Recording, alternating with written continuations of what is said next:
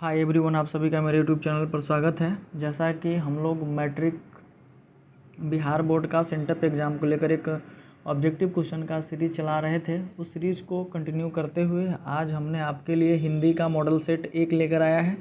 तो चलिए आज हमने हिंदी मॉडल 1 सेट का पूरे ऑब्जेक्टिव को देखते हैं। तो टोटल इसमें 100 ऑब्जेक्टिव क्वेश्चन पूछा गया है। 100 ऑब्जेक्टिव का आपको हर एक का जवाब देना है। तो इसमें से पहला क्वेश्चन आपसे पूछा है कि भीमराव अंबेडकर के विख्यात भाषण एनिहिलेशन ऑफ कास्ट का हिंदी रूपांतर किसने किया था। तो भीमराव अंबेडकर के विख्यात भाषण एनिहिलेशन ऑफ कास्ट का हिंदी रूपांतरण ललई सिंह यादव ने किया था। दूसरा क्वेश्चन है कि नलिन बिलोचन शर्मा का जन्म कब हुआ था। तो नलिन बिलोचन शर्मा का जन्म 18 फरवरी 1916 को हुआ था। ऑप्शन ए सही है। तीसरा क्वेश्चन है कि सेन साहब को कितनी लड़कियां थीं। तो सेन साहब को कुल 5 लड़कियां थीं। चौथा है प्रश्न संख्या कि अग्रजा शब्द में प्रत्यय है। तो अग्रजा शब्द में आजा प्रत्यय लगा हुआ है। तो 4 का सी ऑप्शन सही है। पांचवा क्वेश्चन है कि मदन किसका बेटा है।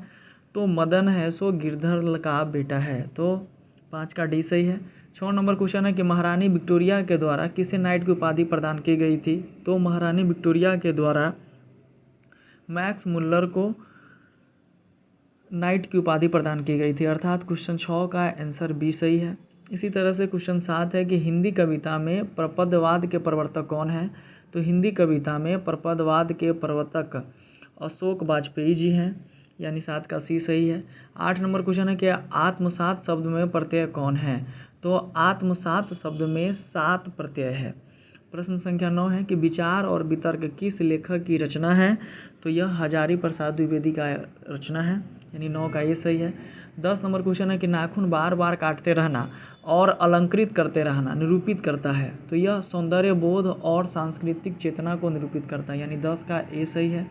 इसी तरह से 11 नंबर प्रश्न है कि घृणा शब्द का विलोम है। तो घृणा शब्द का विलोम है, विलोम यानी उल्टा, यानी प्रेम शब्द होगा। 11 का बी सही है। 12 नंबर क्वेश्चन है कि हवा शब्द का लिंग निर्णय करें।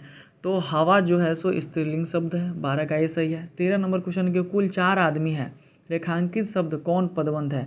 तो इसमें 4 आदमी को अंडरलाइन किया गया है, तो 4 आदमी ये संज्ञा पदबंध है, तो 13 का ये सही है। 14 नंबर क्वेश्चन है कि उसने अपने मित्र का पुस्तकालय खरीदा, वाक्य है। तो यह एक ही वाक्य है, अतः यह सरल वाक्य है, इसमें किसी भी चीज़ से जोड़ा नहीं गया, इसलिए सरल वाक्य कहलाएगा। प्रश्न 15 है कि नक्षत्रलोक किस लेखक की कृति है। तो नक्षत्रलोक गुणाकर मूल्य जी की कृति है, अर्थात 15 का बी ऑप्शन सही है। 16 नंबर क्वेश्चन पूछता है कि जिसकी उपमा दी जाए के लिए एक शब्द है, यानी अनेक शब्द के लिए एक शब्द पूछा गया, तो जिसकी उपमा दी जाए उसको हम लोग उपमेय कहते हैं, यानी 16 का डी ऑप्शन सही है। 17 नंबर क्वेश्चन है कि मराठी भाषा की लिपि क्या है। तो मराठी हिंदी और संस्कृत का मिला जुला रूप है, यानी संस्कृत को उसमें ज़्यादा पकड़ होता है, तो अतः यह देवनागरी लिपि है। इसी प्रकार गणित का जो भी डाटा होता है वह रोमन लिपि से होता है। अंग्रेजी भाषा का जो भी लेटर होता है वो सारे रोमन लिपि में आते हैं। प्रश्न संख्या 18 है कि धारा नागरी के कौन परमार शासक विद्यानुरागी थे। तो धारा नगरी के भोज जो है वो भोज शासक परमार शासक विद्यानगरी थे, अर्थात भोज हो जाएगा इसका आंसर। 19 नंबर क्वेश्चन है कि महाविद्यालय नामक कहानी संग्रह किनकी रचना है। तो महाविद्यालय नामक कहानी संग्रह विनोद कुमार शुक्ल की रचना है, ठीक है। इसी से इसमें है महात्मा गांधी। तो महात्मा गांधी है शिक्षा और संस्कृति चैप्टर के लेखक है। अमरकांत जी बहादुर चैप्टर के लेखक हैं। मैक्स मुल्लर साहब है कि भारत से हम क्या सीखे, इसके लेखक है। प्रश्न संख्या 20 है कि बहादुर की माँ किस गुस्से से पागल क्यों हो गई थी। तो बहादुर ने भैंस को मारा था, इसीलिए बहादुर की माँ गुस्से से क्या हो गई थी, लाल हो गई थी। बहादुर चैप्टर के लेखक अमरकांत जी हैं, और बहादुर का पूरा नाम क्या था, दिल बहादुर था। प्रश्न संख्या 21 है कि किसने सोवियत संघ पर आक्रमण किया था। तो सोवियत संघ पर हिटलर ने आक्रमण किया था, यानी प्रश्न संख्या 21 का ऑप्शन बी सही होगा, हिटलर। तो हिटलर। इसी तरह से प्रश्न 22 है कि यदि मनुष्य परिस्थितियों का नियामक नहीं है तो परिस्थितियां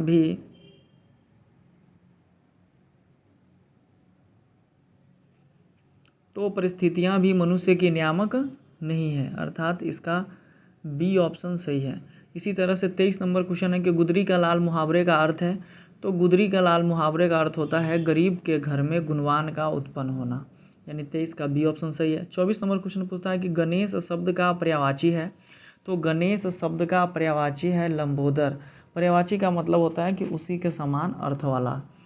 25 नंबर क्वेश्चन है कि प्रतिदिन शब्द कौन सा समास है, तो प्रतिदिन जो शब्द है वह अव्ययी भाव समास है, यानी 25 का डी ऑप्शन सही है। 26 नंबर क्वेश्चन पूछता है कि यशोधरा शब्द का संधि विच्छेद होता है, तो यश जोर धरा, यशोधरा का संधि विच्छेद है यश जोर धरा। प्रश्न संख्या 27 है कि इनमें शुद्ध वाक्य कौन है, तो शब्द तो केवल संकेत हैं, ये वाक्य जो है सो शुद्ध है, 27 का बी ऑप्शन सही है। इसी प्रकार 28 नंबर क्वेश्चन है कि कवि घानानंद किस बादशाह के यहाँ मीर मुंशी का काम करते थे, तो मोहम्मद शाह रंगीले के यहाँ मीर मुंशी का काम घनानंद करते थे। प्रश्न संख्या 29 है कि जन्म के 6 घंटे बाद किनकी माता का देहांत हो गया था, तो सुमित्रा नंदन पंत के माता का देहांत हो गया था जन्म के 6 घंटे बाद। प्रश्न संख्या 30 है कि फावरे और हल राजदंड बनने को है, यह पंक्ति किस कविता से लिया गया है, तो यह जनतंत्र के जन्म शीर्षक नामक कविता से लिया गया है। प्रश्न संख्या 31 है कि एक वृक्ष की हत्या कविता किसकी रचना है, तो ये कुंवर नारायण सिंह का रचना है।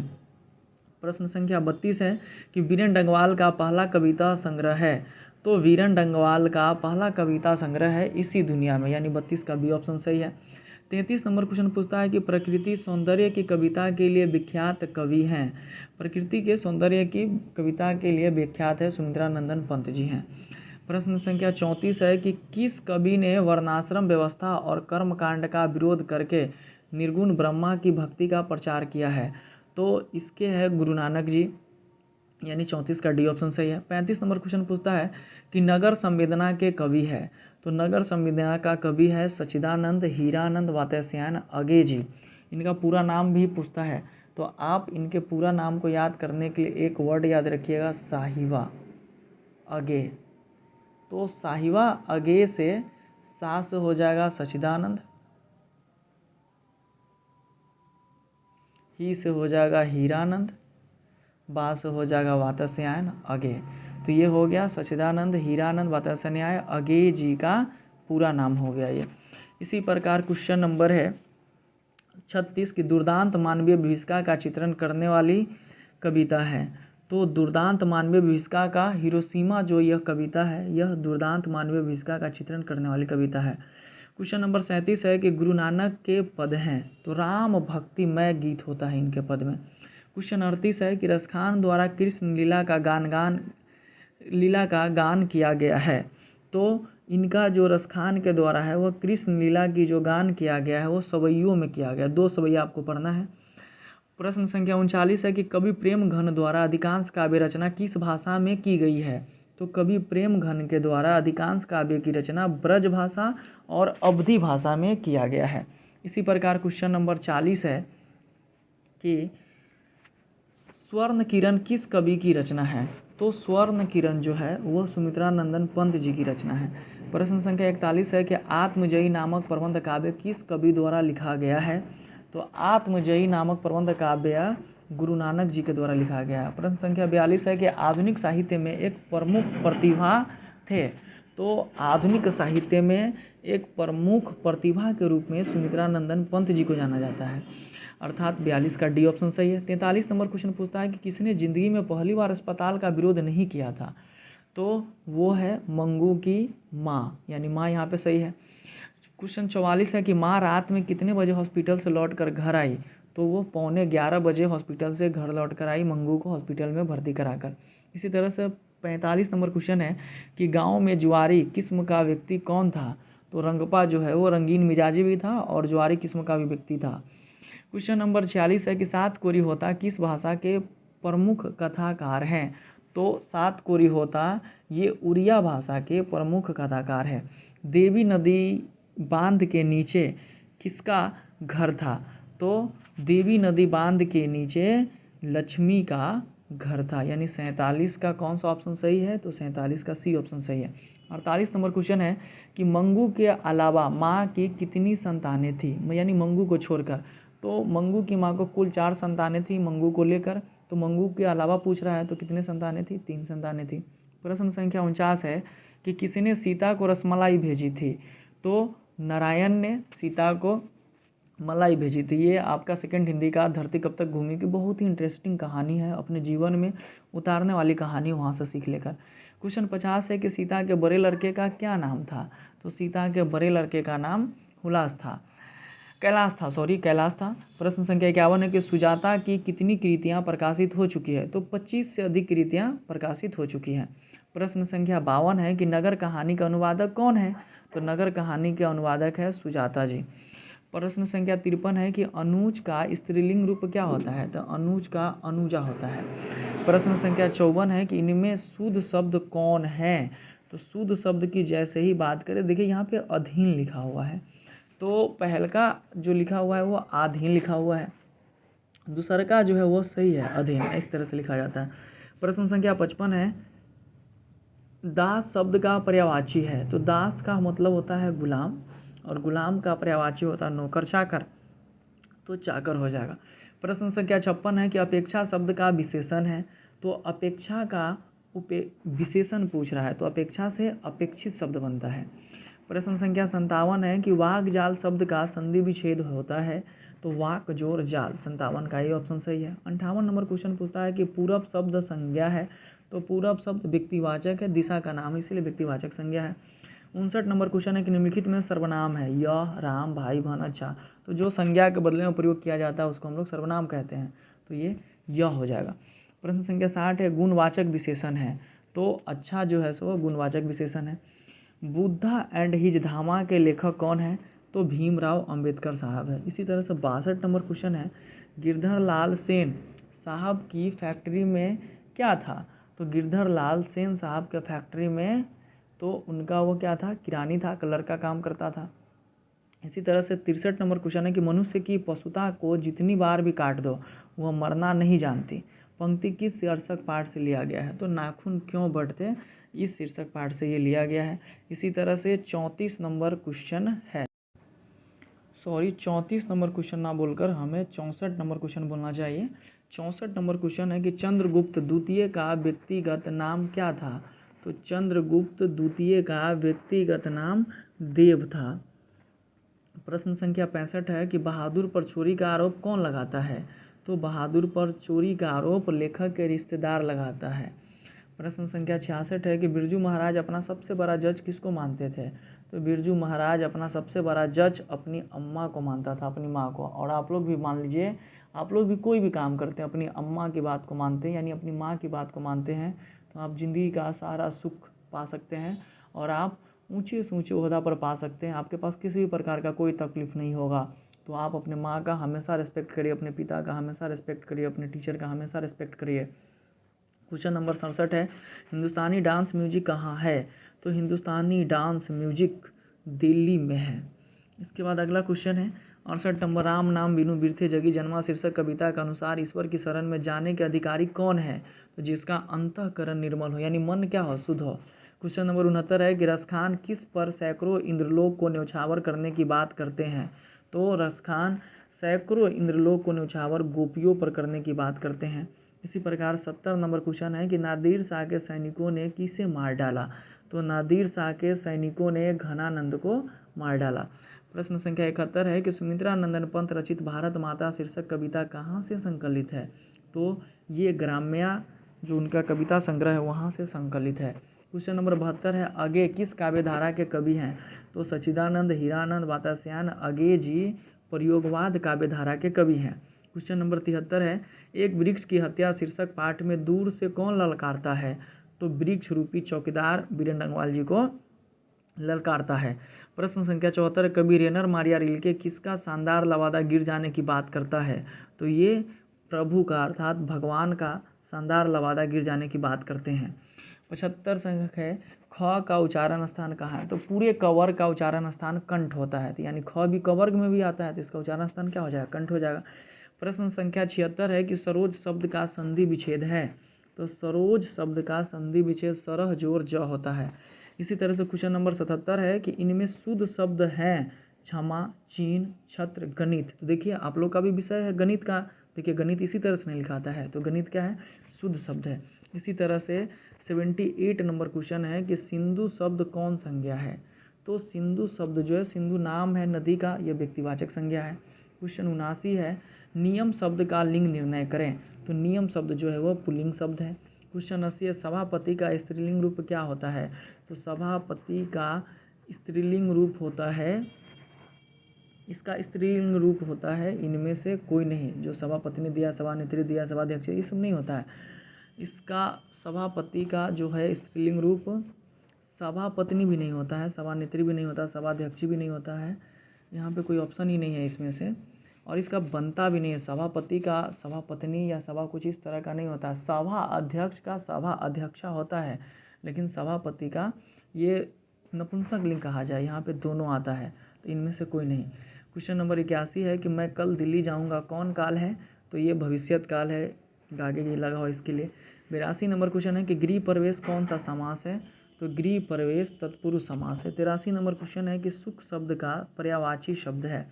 तो सुख शब्द का पर्यायवाची शब्द है प्रसन्नता। 84 नंबर क्वेश्चन है कि छूत शब्द का विलोम है अछूत। इसी प्रकार 85 नंबर क्वेश्चन है कि दांत काटी रोटी मुहावरे का अर्थ है। तो दांत काटी रोटी मुहावरे का अर्थ है गहरी दोस्ती। क्वेश्चन 86 है उग्र शब्द का विलोम है। तो उग्र शब्द का विलोम होता है सौम्य, मतलब गुस्सैला का शाश्वत आदमी चाहिए। 87 नंबर क्वेश्चन है कि श्याम सुंदर कौन सा समास है। तो श्याम सुंदर कर्मधारय समास है, विशेष से शब्द का उपयोग किया गया इसमें सुंदर का आगे। 88 नंबर क्वेश्चन है कि इनमें कौन शब्द तत्सम है। तो इसमें कर्पूरी जो शब्द है वह तत्सम शब्द है। अंधों में काना राजा लोकोक्ति का अर्थ है। तो अंधों में काना राजा लोकोक्ति का अर्थ मूर्खों में कुछ पढ़ा लिखा व्यक्ति होता है। 90 नंबर क्वेश्चन है कि सादर का विलोम शब्द है। तो सादर का विलोम शब्द निरादर होता है, यानी 90 का बी ऑप्शन सही है। 91 नंबर क्वेश्चन है कि दसमुख कौन सा समास है।